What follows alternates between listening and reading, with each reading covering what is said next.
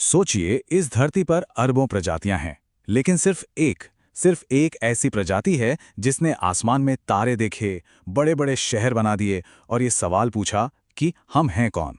ये है हमारी अपनी कहानी, मॉडर्न इंसानों की।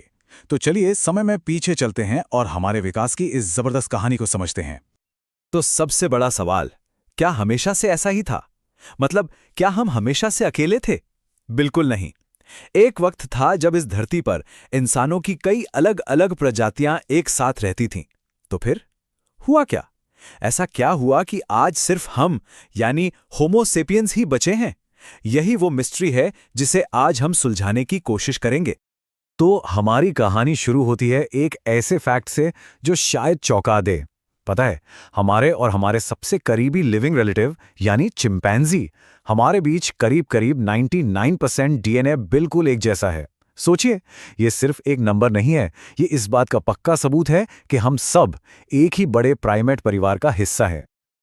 तो यहीं से हमारी और चिंपांजी की राहें अलग हो जाती हैं और हमारे पूर्वजों ने एक ऐसा कदम उठाया जिसने सच में सब कुछ बदल कर रख दिया।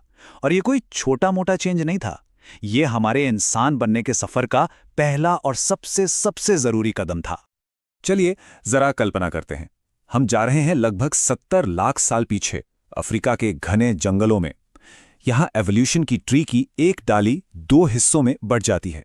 एक रास्ता चिंपांजी के पूर्वजों की तरफ जाता है और दूसरा रास्ता था हमारा।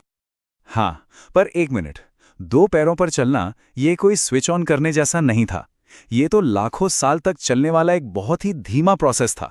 सबसे पहले सहेलांथ्रोपस जैसे हमारे पूर्वजों ने, कह सकते हैं, लड़खड़ाते हुए पहले कदम उठाए। फिर कई लाख साल और गुजर गए और तब आई लूसी यानी ऑस्ट्रेलोपिथेकस, जो जमीन पर तो सीधा चलती थी, लेकिन खतरे के वक्त हिफाजत के लिए अब भी पेड़ों पर ही चढ़ जाती थी। तो सवाल यह है कि दो पैरों पर चलने का सबसे बड़ा फायदा क्या हुआ? इसका जवाब है हमारे हाथ।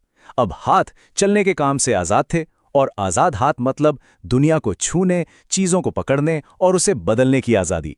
और बस इसी आजादी ने एवोल्यूशन की अगली बड़ी छलांग के लिए दरवाजा खोल दिया। तो अब हाथ आजाद थे, और इन आजाद हाथों से हमारे पूर्वज अब सिर्फ अपने माहौल में जी नहीं रहे थे, बल्कि वो उसे अपनी मर्जी से बदल रहे थे, उसे शेप दे रहे थे। यहीं से शुरू होता है टूल्स और इनोवेशन का एक नया दौर।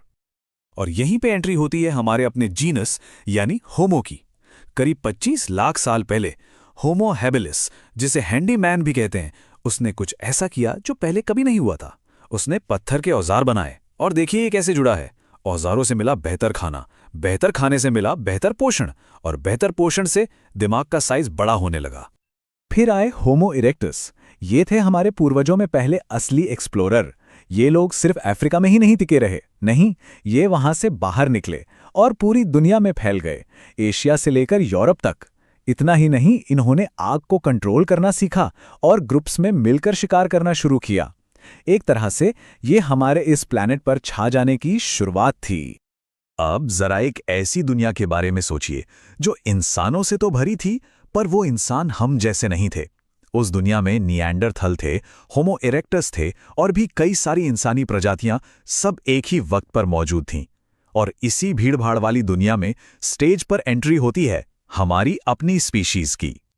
उस वक्त यूरोप की कड़ाके की ठंड में रह रहे थे मजबूत निएंडरथल। एशिया में लंबे समय से जमे हुए थे होमो इरेक्टस। हर कोई अपने अपने माहौल का एक्सपर्ट था। तो फिर सवाल वही है, एवोल्यूशन के इस ग्रैंड ड्रामा के आखिर में जब पर्दा गिरा, तो स्टेज पर सिर्फ एक ही प्रजाति क्यों बची? और फिर करीब 3 लाख साल पहले अफ्रीका में हम आए, होमो सेपियंस। हो सकता है कि फिजिकली हम निएंडरथल जितने मजबूत ना रहे हों, लेकिन हमारे पास एक सीक्रेट वेपन था, और वो था कॉम्प्लेक्स लैंग्वेज, यानी जटिल भाषा, सिंबॉलिक सोच, और सबसे बढ़कर साथ मिलकर बड़ी बड़ी कहानियां बनाने की और उन पर यकीन करने की काबिलियत। लेकिन रुकिए, कहानी यहीं खत्म नहीं होती, बल्कि और भी ज्यादा इंटरेस्टिंग हो जाती है। हम बाकी इंसानी प्रजातियों से सिर्फ लड़े नहीं, हमने उनके साथ इंटरब्रीड भी किया। जी हां, ये बिल्कुल सच है। मॉडर्न साइंस ने यह प्रूव कर दिया है कि आज भी हम में से बहुत से लोगों के डीएनए में हमारे निएंडरथल कजिन्स की एक छोटी सी झलक बाकी है। तो ये विरासत कितनी बड़ी है। आज जिन लोगों के पूर्वज अफ्रीका से बाहर के हैं, उनमें औसतन 1 से 2% डीएनए निएंडरथल का है। ये छोटा सा परसेंटेज हमें ये बताता है कि हमारा पास्ट कितना कॉम्प्लिकेटेड और आपस में जुड़ा हुआ था। एक बात तो साफ है, हम अकेले नहीं थे। तो ठीक है, आखिर में हम इस प्लैनेट पर अकेले रह गए।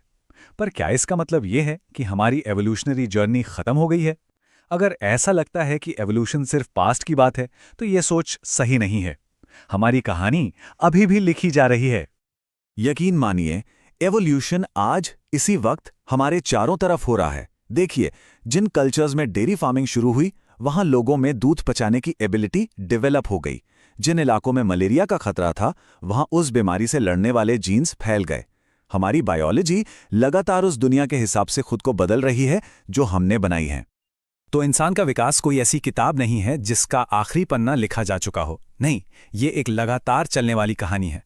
और सबसे बड़ी बात, अब हमारे पास टेक्नोलॉजी की वो ताकत है जिससे हम इस कहानी को खुद लिख सकते हैं। और यही बात हमें एक बहुत बड़े सवाल पर लाकर खड़ा कर देती है। जैसे जैसे हम अपने प्लैनेट को और खुद को बदल रहे हैं, इंसान की अगली मंजिल क्या होगी? इसका जवाब शायद आने वाला वक्त ही लिखेगा।